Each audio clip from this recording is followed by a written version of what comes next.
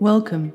You're listening to the Earth Conversations podcast, where we explore how to open up to the greater conversation with Earth herself and with our fellow co-inhabitants such as trees, animals, and plants through interspecies communication. In this time of environmental destruction, it truly is urgent that we begin exploring what Earth and her other than human communities are telling us. If you like to explore more in-depth material on this subject, please also visit our blog at earthconversations.org, where you can sign up to be notified through email about new podcast conversations, blog posts, events, and much more. We're excited and happy to have you join us for this podcast as we now go lie our heart at the ground and listen. Hi, I'm Mybrid Jo, and welcome to the Earth Conversations podcast. I'm here with Lisa Podosin today.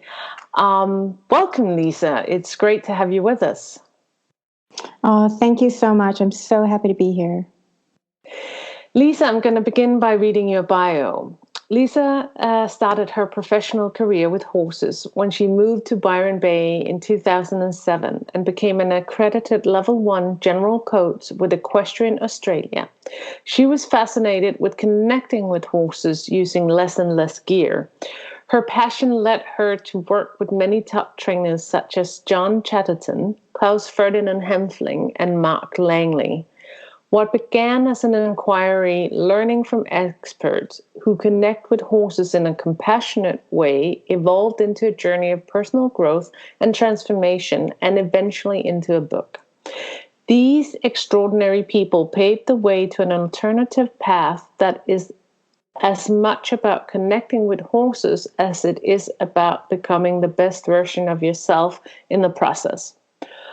Ultimately, Lisa is interested in people radiating their authentic self and interacting with horses as both an advocate as well as a student. Her main interest is supporting people to break through their current beliefs and create the life of their highest passion through their relationship with horses. Welcome, Lisa. How would you describe your path to work with horses in your own words or in your voice now from where you're at today? Oh, wow. It's been a process of unlearning is really how I would describe it. Because when I was little, I'll start from the beginning, and I'll say, I come from a city. I come from Los Angeles, although I live in Australia now. I've been here 15 years. And when I was a little girl, my parents didn't really love animals, and I loved animals, and they just couldn't understand why I was so interested in animals.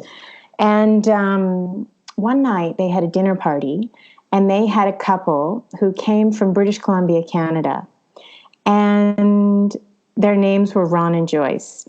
And they lived on a farm on a big property, and they had cows and horses and dogs and cats. And I was 5 at the time, and I fell in love with them.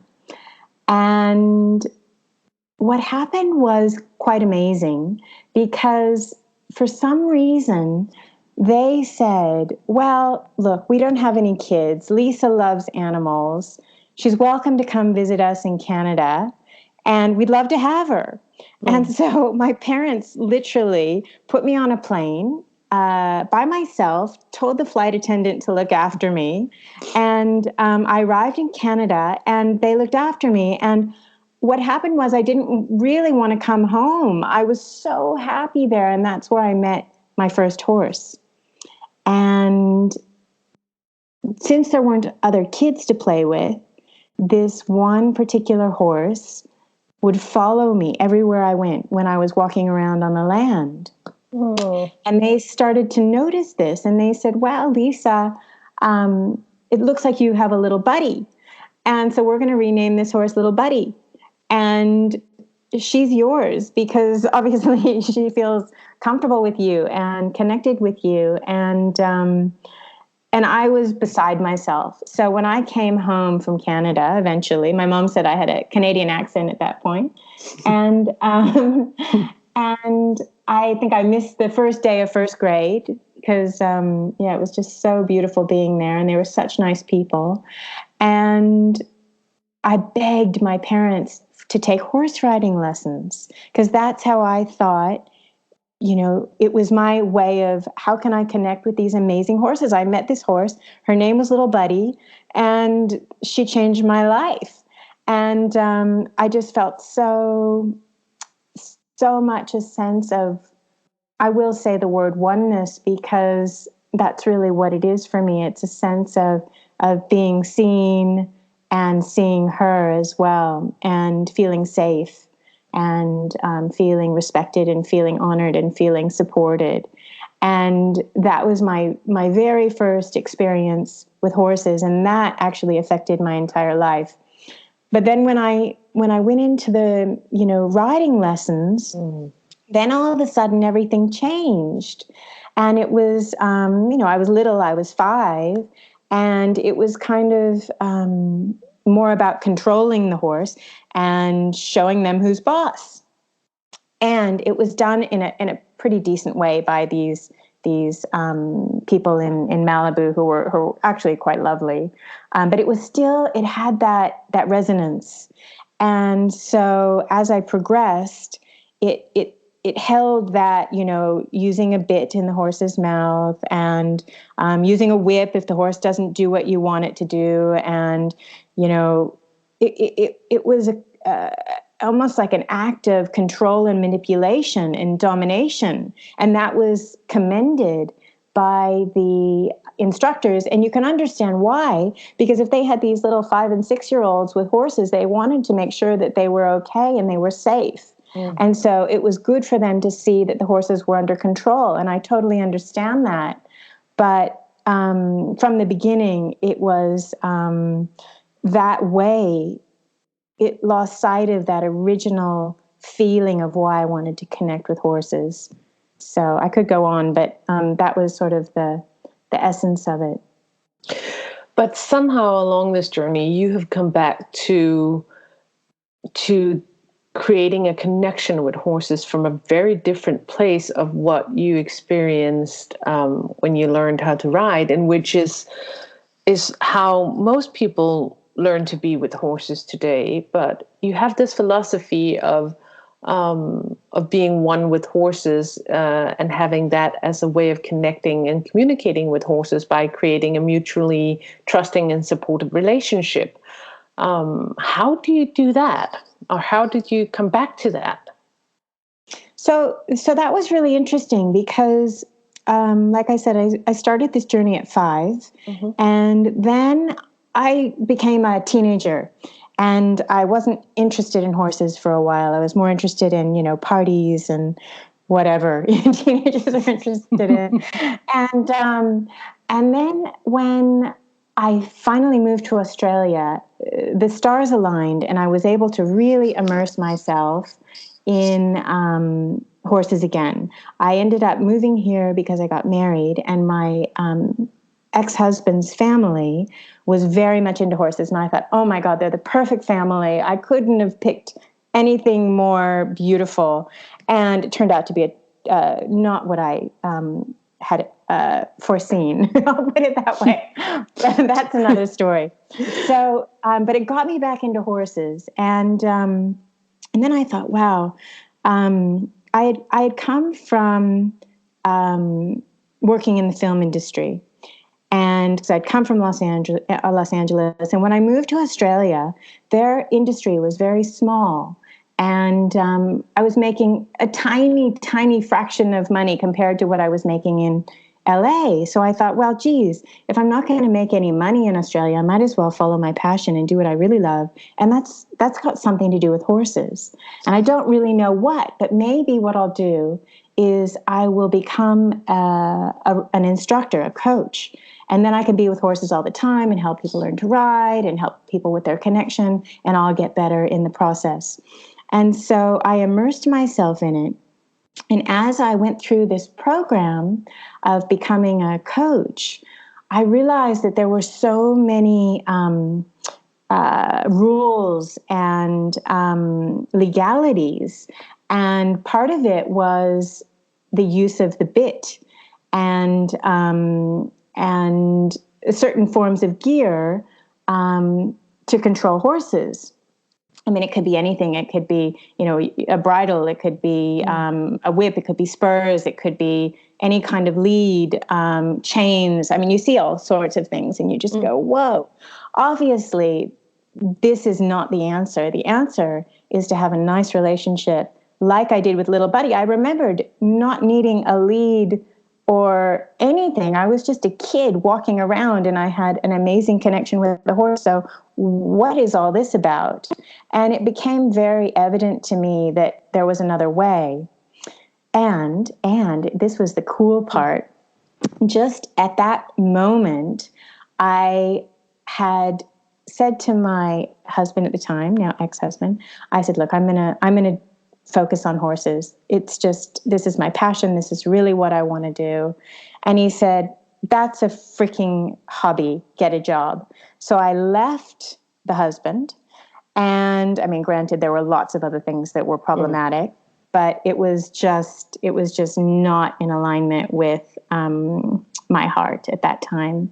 And I really, really, I moved to Byron and I really, really focused on the animals. And I found a horse. His name is Bob, and he's with me still, and he's just a legend. And anyway, I don't actually own a house. So, and at the time I left my ex-husband, I didn't have anywhere to live. I didn't have a job. I did have, this accreditation of being a coach, but I was only starting out. I didn't know anybody in the area that I moved, which was Byron Bay. And I had very little money at the time. And I needed to find somewhere to keep my horse. And I had met this young girl who was about 17. We said she was 17 going on 100. And she was just a little angel. And she said, I know we can find something for the horses. And she had a horse too. And so we were driving down this road, and we liked the fencing on the this one property. So we drove up the driveway, and through a series of events, these people said, oh, no, we don't take horses here. We're a private property, sorry. And then all of a sudden, my friend knew the woman who was having tea on the veranda. And she said, Carol, is that you? And all of a sudden, everything opened up. And they said, okay, we'll take your horses here. And these people turned out to be incredibly well educated around horses, incredibly educated around homeopathy and herbs, very much on the same journey as I was, and wanting to learn more how to connect with horses in this kind of way. And one night they had a movie night, and the movie that they played was Path of the Horse by Stormy May.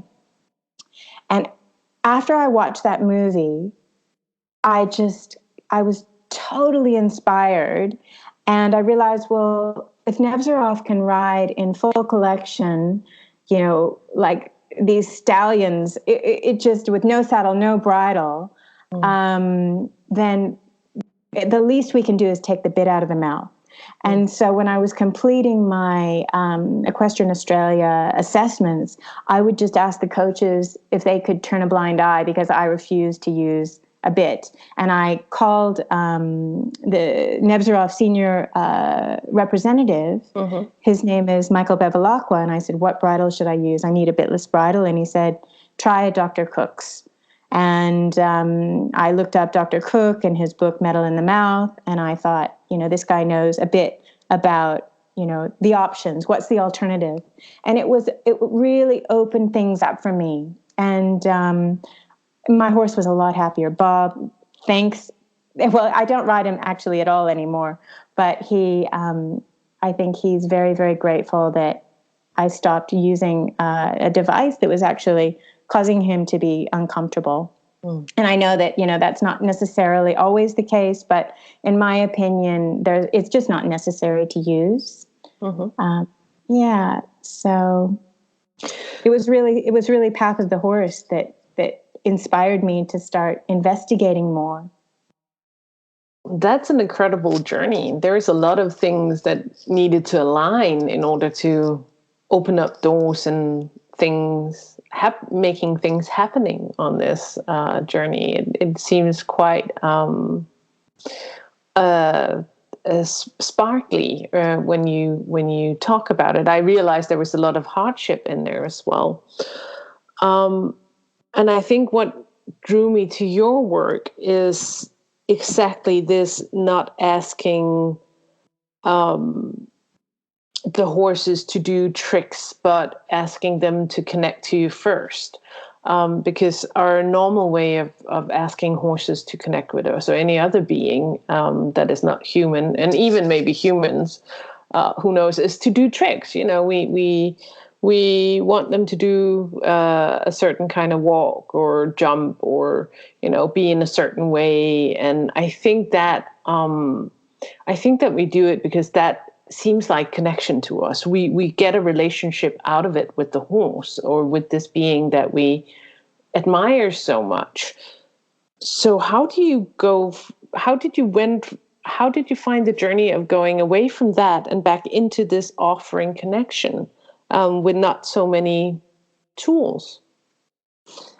Yeah, well, look, it was a lot of letting go, a lot of, I'm not going into all of the pain and the depression and the challenges and the poverty and the, scary bits. But I have a feeling that all of those processes and the letting go of the old and the dropping away of what isn't our authentic self,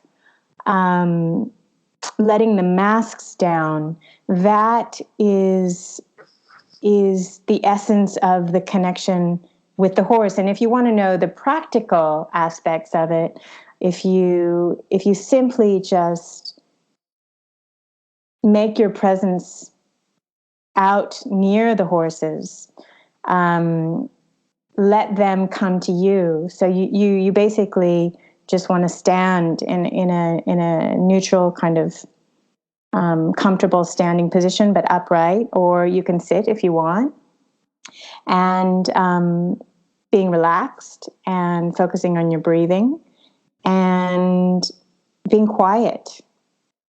It's really important to be quiet, and listen to your thoughts, listen to what you're telling yourself. Listen to anything that comes into your mind, and then letting it go and just getting really still and quiet. And oftentimes then what happens is the horses then want to approach us. And I also think it's really important not to just reach out and touch them. Because I think that that's more respectful. I think that, because we have these hands and these fingers and we love to touch them, and they're so beautiful and their hair is so shiny and soft, and it's the natural thing to want to do. And I often find people that meet horses for the first time, it's like they want to touch their face straight away. And I have to say, would you, like, especially with kids, and I love kids as well, but would you want me touching your face? And they'll be like, no, I don't. And I said, well, then maybe just relax your hands and let things just evolve, and you'll know if it's right to touch their neck, but maybe try the neck or the shoulder, or just keep your hands to your side and see what feels good, and not just go straight to I want to touch, because horses don't actually touch. Well, I guess they do. They groom each other, but that's very intimate for them. Yeah. So sometimes if you see horses very happily standing with each other, they share space and they breathe together, and that's close for them. So as a human, we instantly want to call out, Bop, and then we want to touch him or her, and all of that is, I would say, not the way to start having this kind of soft, subtle, deep connection. So the way is to start with silence, start with stillness, allow the horse to approach you if they desire, with no negative consequences. Like if you might think, oh, the horse isn't coming, that means I'm unlovable, or they don't like me, or, like none of that business. So just see what happens without putting any negative consequence, without saying, I need to go get them and put a halter on them and lead them in. Just allow them to be and act as they would like and what feels natural. And then when they come to you, stand with them and breathe and see what comes up for you. That would be the beginning. And Klaus does talk about that. He has a whole book. I think it's called The Horse Seeks Me. And it's a great way to begin your interaction with any horse. And for the listeners, I can just tell you that Lisa is talking about Klaus Ferdinand Hempfling, who has done a lot of work working with horses in a free way, in an with no props, with no halters, with no nothing. He does a tremendous work. You can look him up if you'd like.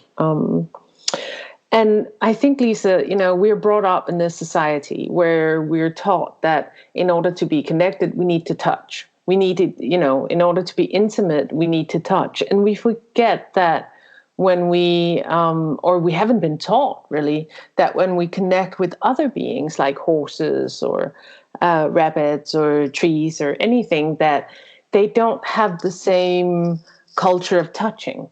They have a different way of being with each other. And I think that is very important, as you say, very respectful, because I've been teaching kids the same thing, not to touch the horse immediately, and especially not the face. It's a little bit unrespectful to most horses. Some, of course, like being nuzzled and touched and itched, because there's also this thing about, if they have an itch, they really know that we have 5 fingers that does well with itches. they spot it, they're intelligent creatures. They know. Well, that's true. But then let's say you're standing there, you're holding space together and you're breathing. Then if the horse wants an itch, they will position themselves perfectly so that you can, scratch a certain spot. Like, they'll let you know. So yeah, that's totally true. And that's also so cute when, let's say, they sort of might bite themselves on their chest or something and say, that's hard for me to reach. Could you get that, please? And then if you go straight to that spot and say, oh, I see you. I see where you need some assistance. Let me help. Then that's coming from a different place. And they really get that. And then that's entry into that place of relating. And you've been on this journey where you've gone around and interviewed 11 amazing people working with compassionate methods with horses. Can you tell me about that journey? Because you've turned it into a book. First, tell me what the book's name is and when you expect it to be out. It's not out yet, right?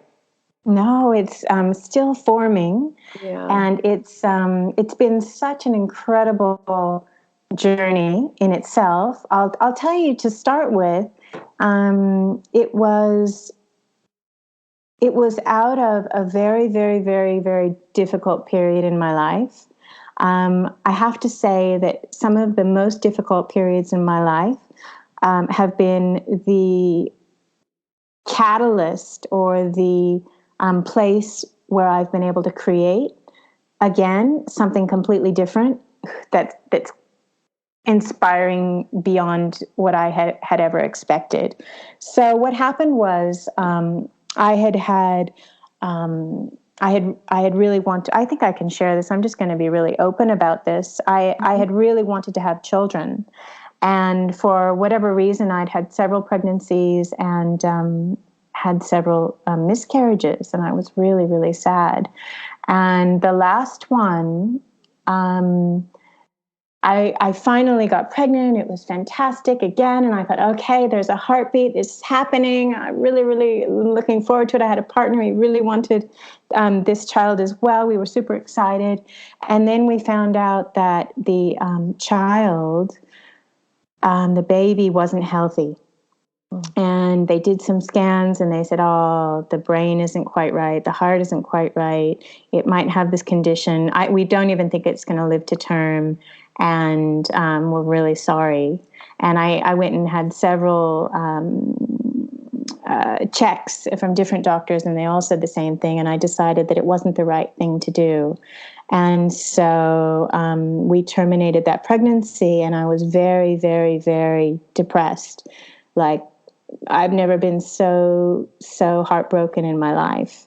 And my partner really, really wanted children as well. And so I said to him, well, I'm sorry, it's just not happening for me. Maybe find a 26-year-old and you can have as many kids as you want, or a 25-year-old.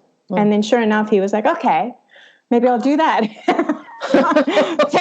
so he's out of there, right? So I'm like recovering from this really massive loss, and he was too in his own way, for sure. But he decided to move on. And so many things dropped away in my life. Once again, I'd been living on some land, having the horses with me, and I had left the land because of the pregnancy, so I didn't have a place to live. I didn't have a partner. I didn't have work at that time because I'd stopped riding because of the pregnancy, and I didn't want anything to happen. And so I was really at like rock bottom. And so I went to go visit my soul brother, and somebody I'd met when I first arrived in Australia, and just became an instant friend, instant family. And I went down there and I was like, Jesus, what should I do? I don't think I've ever been so down, and I don't know what to do with my life. And I had just missed a talk with Anna Breitenbach. Mm-hmm. And I had been really inspired by her and her work, and especially after seeing the video discussing the spirit, the black jaguar. And I'm just going to cut in a little bit, because Anna Breitenbach is an animal communicator. And if you go look her up, you can find the whole series or a whole documentary that she did with that Black Panther called Spirit now. It was called Diablo, and it wanted to have its name changed. But it's quite an impressive documentary. And just go on YouTube and search for Anna Breitenbach and Diablo or Spirit, and you'll find it. Thank you. Sorry, Lisa. Oh, she is amazing. I highly recommend anybody to check out anything you can find of hers on YouTube or any of her workshops. She is just so beautiful to listen to, and she really has a gift with the animals. Mm-hmm. And so I'd missed her talk, and my friend said, well, what would you really want to do with your life? And I said, well, I really wanted to talk to Anna Breitenbach. And he said, well, and he says it was my idea. I think it was his idea, but he said, why don't you talk to different people like Anna Breitenbach all over the world, the people that really inspire you, interview them, and then share the interviews and make a book out of it. And I thought, wow, that sounds like I would enjoy that, because I really enjoy talking to people and hearing the way that they think and their perspective. And I like questioning what I was originally taught so that I can formulate new concepts and new ways of being. And so it began as this idea of learning the real principles of natural horsemanship. And I thought, I'm going to find the best people in the world and I'm going to interview them. And so that's how it started. And I thought it was going to be around natural horsemanship and how to connect with horses in this compassionate way. And going on this journey and talking to all these people who I'd actually worked with, quite a few of them, it was much more a journey of my own transformation. So it's been a much deeper process. And funnily enough, the reason the book isn't done is I thought it was done. I thought it was going to be done when I finished the interviews. And I thought, great, I'll just, print them and write a little intro and it'll be done. And I showed it to several people and they said, Lisa, what about your personal story? And it just kept coming up. And so I went through all the chapter themes. The chapter themes are quite simple. You know, their connection, their authenticity, their all the principles of good horsemanship is actually universal principles for living, which that's what it turned into: compassion, integrity, presence, communication, this kind of thing. And so then I went back and I pulled, hundreds of pages of stories out from my brain, which was excruciating. And now I'm in the process of really sorting that and honing it and editing it. So it should be. I think it'll be out in 2020, early 2020. But who knows? Because I have to decide if I'm going to go the publishing route or do the self-publishing. So there's lots of ins and outs, but that's what's happened. Thank you for sharing some of your difficulties with us too, and being so open about them. And it goes right into the heart of authenticity, because with horses, when you're not yourself, when you're covering up, they see it immediately. I mean, you can't cover up with animals. They'll know the energy that lies beneath it. We can't even cover up with each other. We think we can, but whether we're aware of it or not, we do get the underlying stresses that we're trying to cover up mostly. But you have a chapter in your book called Authenticity. And I was wondering, you sent me an excerpt from it, and I was wondering if you could read a little bit from that excerpt, because I think that is also your first chapter, but it's also the first step, I think, in coming back to yourself and coming back to be able to connect through a more real way to be authentic.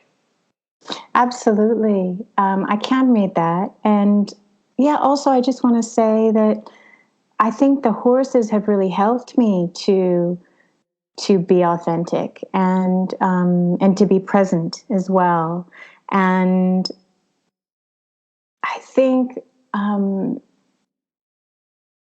they can tell when they see you. They don't just see, how you look. They sense your heart rate. They sense your breathing patterns. They sense your temperature. They sense your stress level or relaxation level. They see who you are. They see what you're thinking, if you're in a sad mood or a stressed mood or an angry mood, and so I think that they really require us to drop the masks and be however we are. Ideally, if we can find a neutral space emotionally as well as physically, that's amazing. But if we can't, that's okay, as long as we're real. And that's why I did share that. I thought, well, should I say that? Because it's kind of unrelated. But that's my journey. That's what's happened. And it turned out to be an actual blessing, because as much as I love children, they're a huge responsibility. And because I do have the time and energy to spend with animals. And that's just how things have turned out for me. So it is somewhat relevant. But I'm happy to read that excerpt. Thank you. It's a great little excerpt. It's the wisdom from the horses. And it's here. Horses are completely themselves. They're not trying to be anything else. They're at peace with exactly who they are. They do not compare themselves with others. They're showing us how to be completely at peace with our authentic self. They do not pretend. They are clear about how they feel. They're not phony, and they do not understand the mask's human's place over their true feelings. Horses see right through to our core.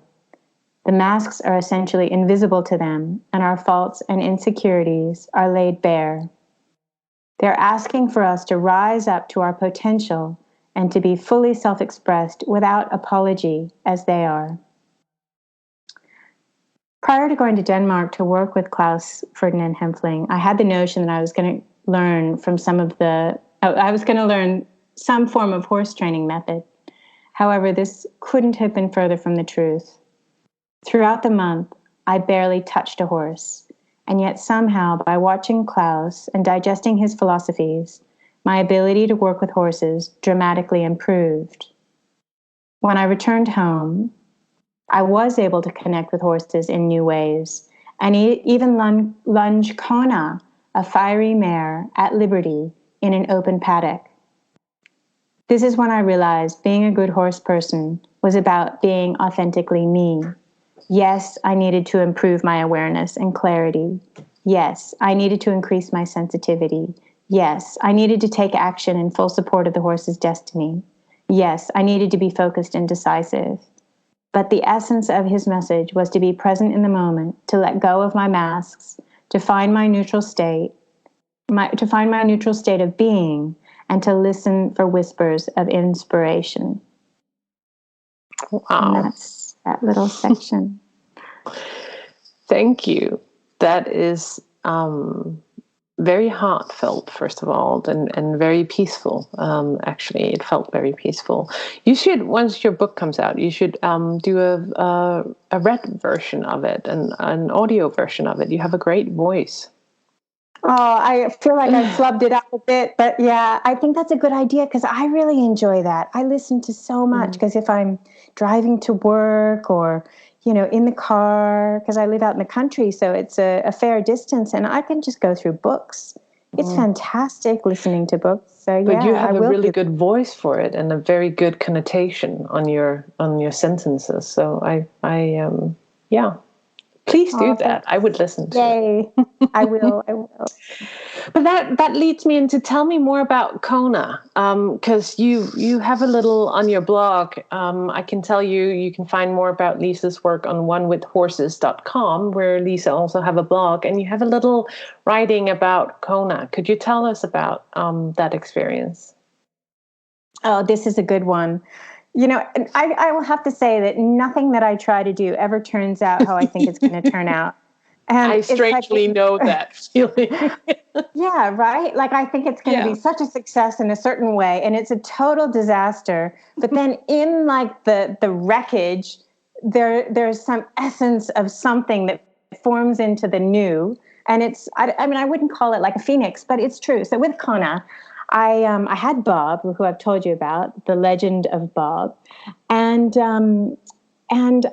I didn't have another horse for him. So I had been borrowing my friend's horse, Joe, as a paddock mate for Bob, but Joe had to go home. So I was like, okay, I've got to find another horse. And we found there's a magazine called Horse Deals, which is, I mean, it's a good thing. And I don't know, it's kind of like looking for cars, thoroughbred, 3 years. It's just not how I see the world of horses anymore. But I looked in there, and there was a horse that looked so similar to Bob, but it was a female, and the slogan or whatever the ad said, "Exciting project," and I thought, perfect.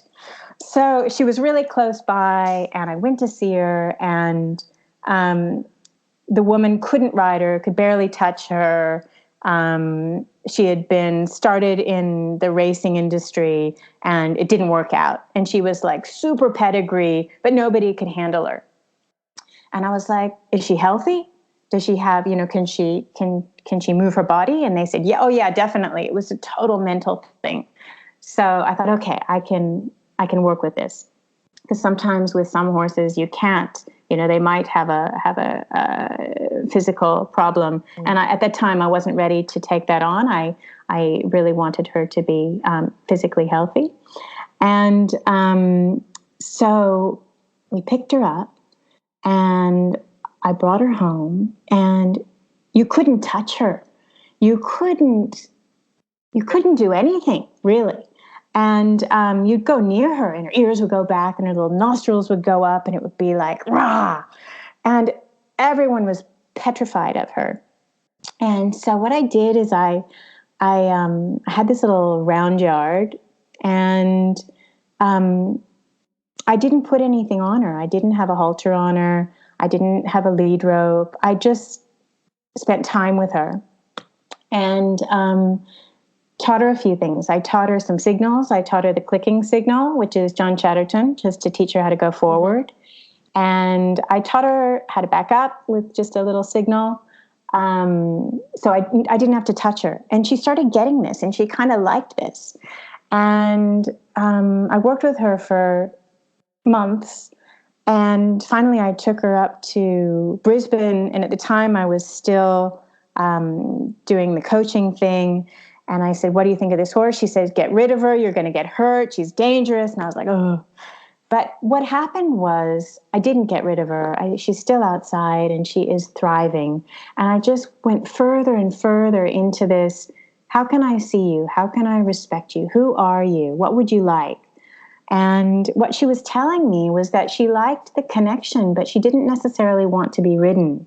Mm-hmm. And she liked movement. She was very athletic. I mean, she's a racehorse, but she didn't like the pain of being and being told what to do, any kind of pain of the bit, or basically touching was off. And she was always fearful that anybody coming near her was going to do something to her. So I guess that's why I bring up the touching thing again, because I think many animals, especially horses, and especially young horses, are overhandled. Mm-hmm. And really they need time with their families, their horse families. But that's a whole other subject as well. So Kona, she was really good at rearing. Like when I started riding her, and before I got the message that she really, really didn't like it, she kept rearing. And I was like, why is she rearing? This is really dangerous. It was like vertical. And I called one guy and I said, could you help me? You know, my horse is rearing straight up, and could you ride her? And he came, and he was actually quite good, but she still was stressing and sweating and, you know, just really, really anxious. And so what I decided to do was to take her in the yard and just teach her how to rear on command, without a saddle, without a bridle, without being ridden. And she loved it. And then it was so funny because it was like she was so proud. Like she'd be trotting around, and then she'd, you know, I'd do my hands up in the air, and then she'd rear, and I'd be like, yeah, Kona. And it was something we could agree on rather than it being like a negative. So I was trying to work with her what she was offering, rather than force her into some sort of mold of what she was supposed to be like. And so I guess over the years, I've really reduced any kind of riding. I haven't ridden now for about a year and a half. I finally just decided maybe Bob would tolerate it, but Kona definitely gave me the message that it wasn't her favorite thing to do. Mm-hmm. And the more that I honor her and what she's telling me, our connection is so soft and gentle. And it's even now when I go out in the paddock and I want to give her a homeopathic remedy, or I want to put her halter on or something, it's like she sees the remedy and her little lips start moving. You know, oh, thank you. Like, thanks for this. Maybe this will help this condition. She knows I'm there to support her, and I can actually give her a hug, and she knows that's she's safe, and she's made a massive, massive transformation. And if I lie in the paddock, she's the one who stands over me and guards me like I'm her little foal. So we actually have a very, very, very deep, beautiful connection. And it's when I started honoring her and listening and not forcing, oh, you've got to, you know, walk, trot, canter. You've got to, you know, go in both directions. You've got to be ridden. You've got to be useful in this way, and let that all go, and said, who are you and what would you like? And how can I support you on your path? That everything changed. And that's very impressive, because that's the listening part. I mean, that's we're at, that's when the other creature, that other being, becomes a full, recognized, respected being in its own right, not just here to serve you and your agenda. And I think that is very much a listening process and a key process. But I was also so really impressed about what you wrote about the more freedom you gave her, the more she wanted to be with you. And that's totally, yeah. counterintuitive to the way we think today, but I find it to be so key with any being that I work with or I'm interacting with, that the more freedom I give them, the more they want to be with me. Yeah, it's so true. It's so counterintuitive. It seems bizarre. Even I have to say, when I was riding her, um, the more that I loosened the rein, okay, I never used a bit with her. I always used the bitless bridle. But even when I allowed the reins to be really loose, people would always say, in the olden days, like, oh, that horse is really hot. You've really got to keep a firm hand with them. But it was like bottling up a carbonated beverage and shaking it. It was just the worst thing you could do. And the best thing you can do is release and let them find their own self-carriage. And so I think that's where it sort of started, as I started to feel her relaxation when I dropped the reins, and that she, yes, when I hold the reins tight, she wanted to take off. But when I softened, she softened. And then I just kept going and kept going and kept going until there was no more gear left. And I got to the point as well where I even took the round yard fence down and said, do you still want to connect with me and do this, play this little game, even if there's no fence? Because a lot of times, people who are doing liberty think, oh, I'm doing liberty, I'm not using any gear, but the horse is still trapped in a round yard. And that's still, in essence, a form of control. So if you actually want to connect with a horse deeply, then you have no gear. It's being to being in an open space with no consequence if they decide to walk away, and have no expectation and no agenda for anything that's about to happen. And that's where you meet. And that is where the recognition of the other happens. You might just decide you're standing there together. You might have a massive cry. I've done that. I've been like losing it. And then all of a sudden I have this horse, sitting there by my ear, just breathing really softly and holding space for me while I have a meltdown. So you don't know what's going to happen. You don't know what's going to be offered. And I think it's really, really important to shift that in the horse world, not to just go out with a goal or some sort of plan. I'm going to ride. I'm going to go on the trail. I'm going to go to the beach. I'm going to do this. I'm going to do that. I'm going to do jumping. I'm going to do dressage. And try to figure out what it is that's there for you both, that would be fun for you both, it's mutually beneficial for you both, as a partnership, as a team, rather than I own you and you're a tool for me and you're going to do as I ask. It's like, that's kind of, I know that's a bit extreme and maybe a bit rough as I say it, but the traditional horse world has this kind of sensibility. It's like the horse is a tool in a sense, and they're providing a service. And if they're not able to be ridden, or I guess have babies, or some kind of use that a human finds worthy, then they're useless, and then they often get neglected and suffer because of that. And it just boggles my mind that that's the way the horse world works. But it's quite common to see that. So it'd be really, really nice. I guess that's one of my missions, is that how can we support these beings to be exactly who they are, to recognize them as divine and wise and kind and gentle, and they're just so many.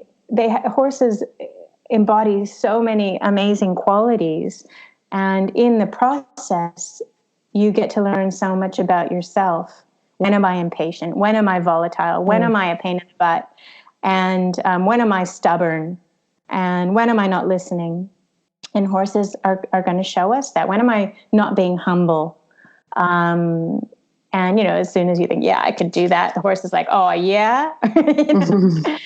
So and I think that's really important. Through the body of your work so far, you've been very focused on the mental and physical health of the horses, and this is kind of speaks to that as well. You talk about freedom to move and freedom to choose, because I'm also wondering if somebody listening to this podcast is wanting to try this with their own horse, and if that horse is in a stable and you take them out to a grass paddock, you won't get that kind of attention because they are more focused on the grass or being outside or something else because they're not used to having that kind of freedom. So can you talk a little bit about the mental and physical health of horses and what it is that we need to provide them with in order to gain this relationship as well? How is the setting important?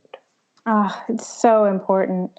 So horses basically they don't need much from us, actually. That's the funny thing. And the more that I've gone to this natural way of keeping my horses, the less they actually need me, which is, like, hey, what about me? I love you guys. They're like, yeah, whatever. See you later. We're busy. But they need friends. They need food, mostly in the form of roughage. They need, which means like hay or grass, not concentrates like oats or speedy beet or something like that. So mostly roughage is really important. And they need water, they need shelter, and they need freedom to move. And I think the hard part is I would love to make the transition so that no horses are kept in stables anymore. And I know that sounds like preposterous, especially because you're probably looking outside your window in Copenhagen or near Copenhagen, and you're saying this is kind of how it is, because there's not that much space. This goes, I have this question for you, and it goes into that because I see this, I don't really see, but I have a sense of moving in that direction. This is where I actually really wanted the conversation to go with you, is that, do you see a future where horses,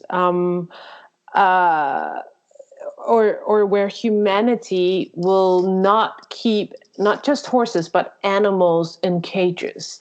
Do you see a society of where we give back even domesticated animals their full autonomy of living as free creatures? Because I've talked to other people about this, and they don't see it happening with our infrastructure and everything else. But I think as long as we can't see it, the longest that vision can't come into this world, it also can't happen. So this talk of how a future could be with full autonomy for every kind of being, even our domesticated, what we have done with domestication. Can you tell me your dream about that, or your vision for that? You seem to be going in that direction too. Yeah, totally. I guess my dream would be, even if you have a small area, it doesn't have to be, 100 acres, which is what I currently live on. And I have to say the horses are very happy. But the next best thing, what would the next best thing be for your horses if they're not allowed to be in large properties? Could at least they be in yards together so they have company, because that's really, really important. They are herd animals. I think that having companions, family, friends, is really part of their process. And it's very, very sad for me to see them in solitary confinement. So in answer to your question, I feel that it would be amazing if more people were interested in setting up sanctuary. And this is really of interest to me, because I also feel not just horses, but cows and, goats and bunnies and chickens and all these kind of animals. They all deserve autonomy, just as we do. And what I'm witnessing is people that are on this path, setting up sanctuary, are also talking about this codependent relationship that we have with animals and our need to domesticate them, or our desire to domesticate them.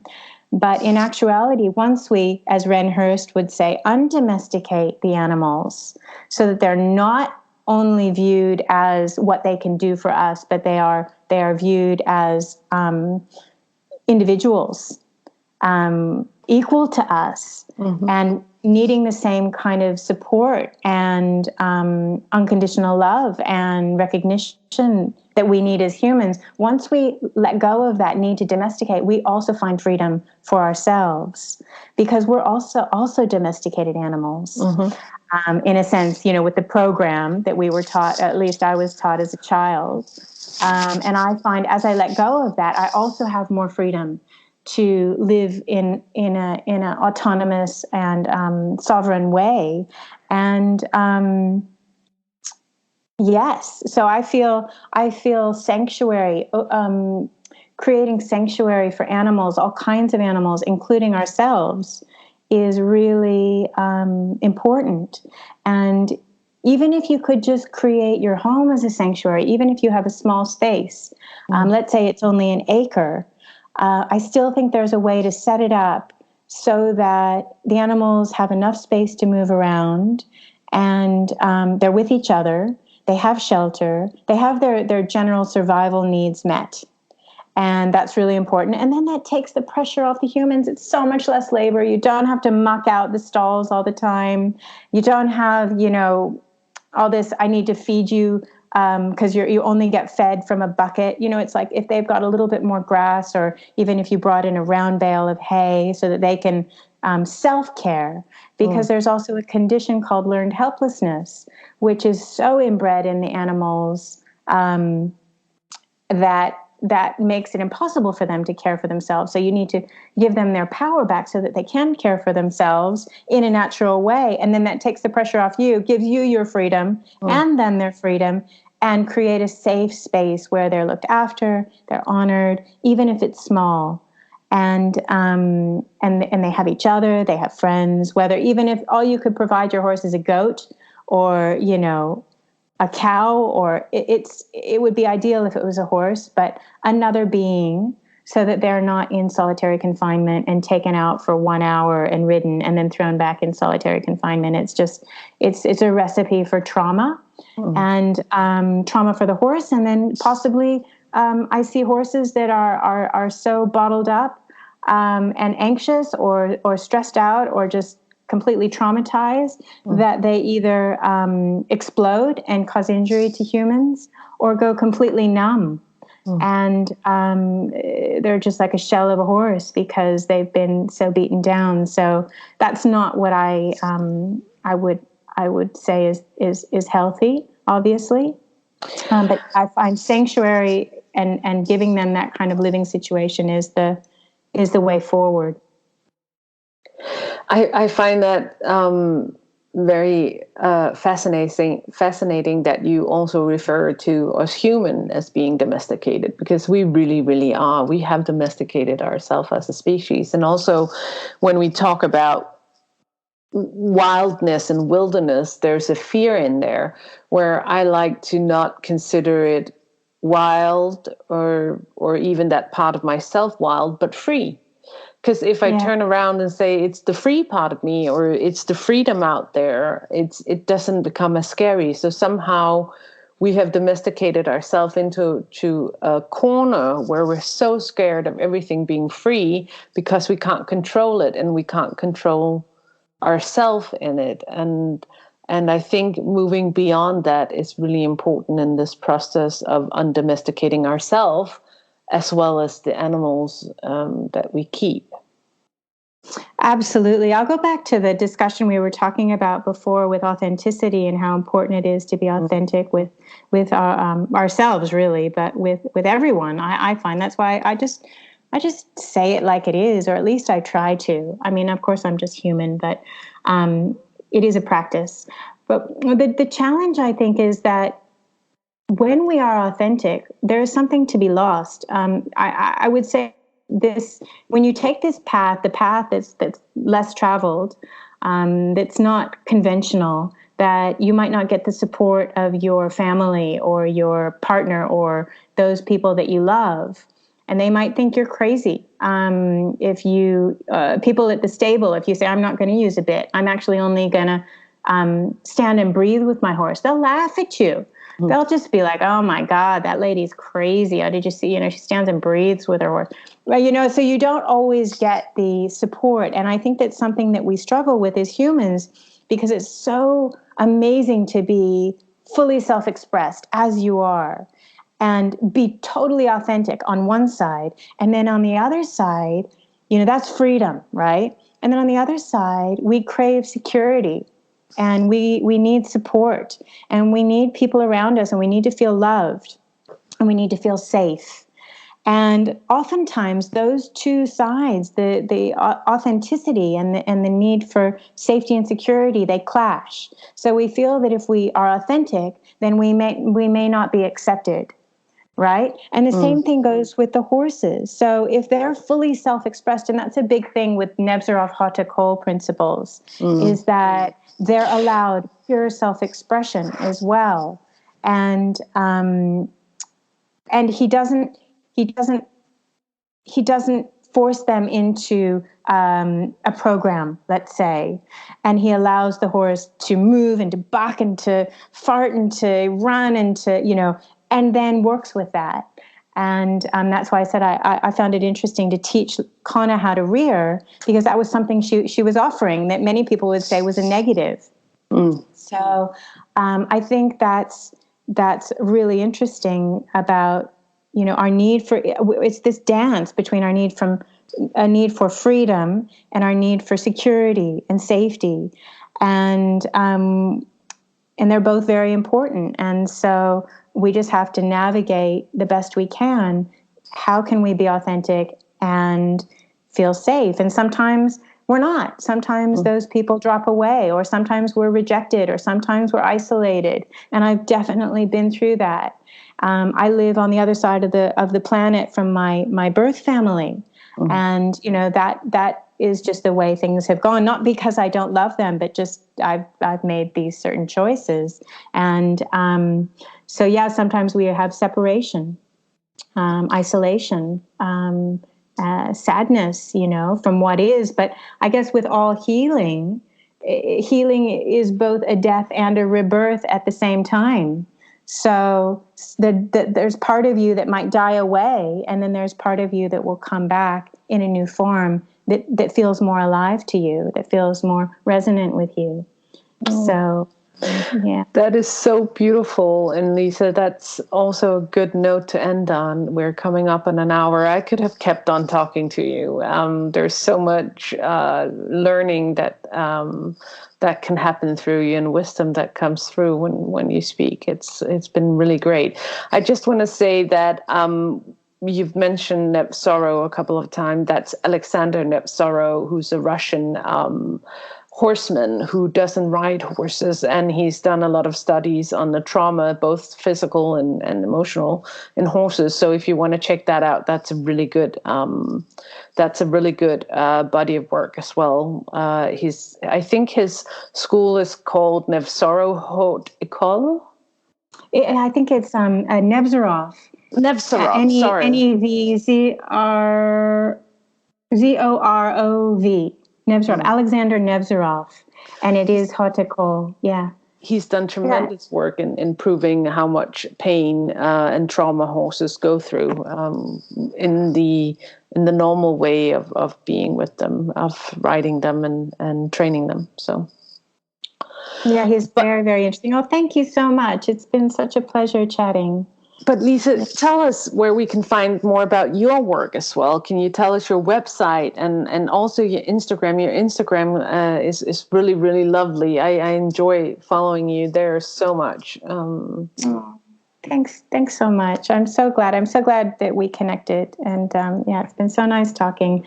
I set up a website. It's onewithhorses.com. Real easy. And Instagram is just my name, Lisa Podosin. It's Podosin, and it's One with Horses. So you should be able to find it there. And I think your book will be called One with Horses as well. Yeah, right? Yeah. I haven't quite figured out the tagline yet, so there's something, that's brewing that will be a surprise. Do you have a newsletter or something that people can sign up for, so that once your book comes out, they'll get notified? Yeah, if you go to the website, there is a place where you can sign up, and I will send stuff out through there. And then at least I'll have your email address so you can get notified. You can actually even pre-order the book for free, and that way I can get in touch with you once it's done if you're interested. And otherwise it'll be probably available on Amazon in some way, shape, or form. Perfect. I will make sure to leave links as well below this podcast in the description so you can find Lisa and all of her tremendous work. Again, Lisa, it's been so enjoyable. Thank you so much for doing this podcast and spending the time with us. Thank you. Thank you. It's been great. Thank you, everybody. I hope you've enjoyed this as much as I have, and I hope you feel more ready to go lie your heart at the ground and listen. Until next time, this was my Jo. Bye. Thank you for listening to the Earth Conversations podcast. If you'd like to explore more in-depth material on how to open up to hearing the conversation that the Earth is trying to have with us, please visit our blog at earthconversations.org, where you can also sign up to be notified through email when new podcast conversations are ready, along with new articles and events. We would like to thank you for taking the time today to open up to the heart of the Earth and her ways of communicating with us.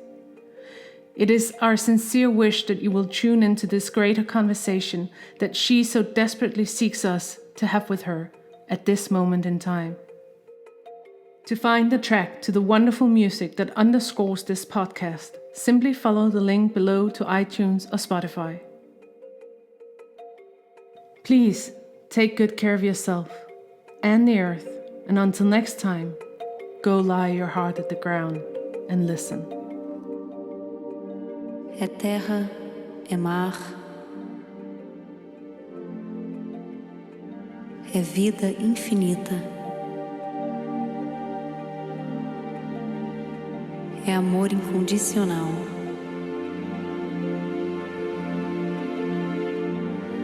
é abraço apertado, carinho sempre dado, o aconchego no colo e o alimento no peito. É vida infinita.